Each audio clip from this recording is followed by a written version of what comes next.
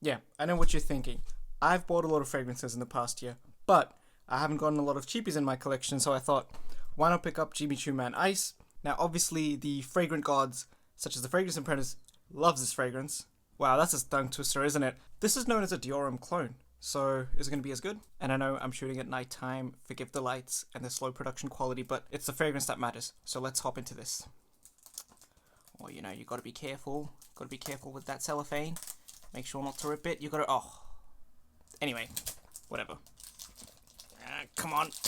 Yes, let's go. Don't damage the box. Oh, I just gotta make sure you can all see that. That's should be. Oh, it's got a nice little texture, mate. Like Frey crocodile or something. Yeah, I don't know how I feel about that, but good little box. Alright, there we go. Oh yeah. Oh, it feels good. Oh, there we go. So that's Choo Man Ice. So there's the bottle in my hand. Pretty cool gradient design. For leather type feel.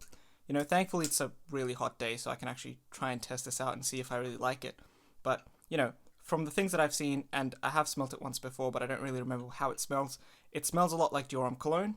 I'm not too sure. I'm going to test it out on hand now.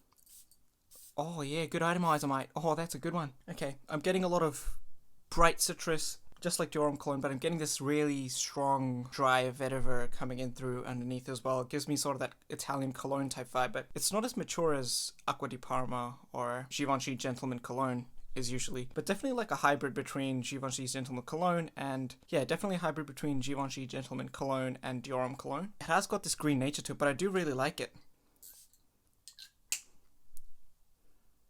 Very good scent. It does smell a little bit mature, I'm going to be honest. Like, on first wearing, I really like it, but it is a little bit mature. But I think you need to be if you're going for those scents that are going to work in those 30-degree hot weather days. So I really do think this is good. Now, what would I rate it on first instance? 8 out of 10. I do actually kind of like it, though. This is actually really decent for what it is. I mean, it's $60, at least in Australia. It could probably be cheaper in America. But for that, this could be your only summer scent. So after giving it like 10-15 minutes, I actually really do like the scent. I think you should pick it up, given that it's really cheap.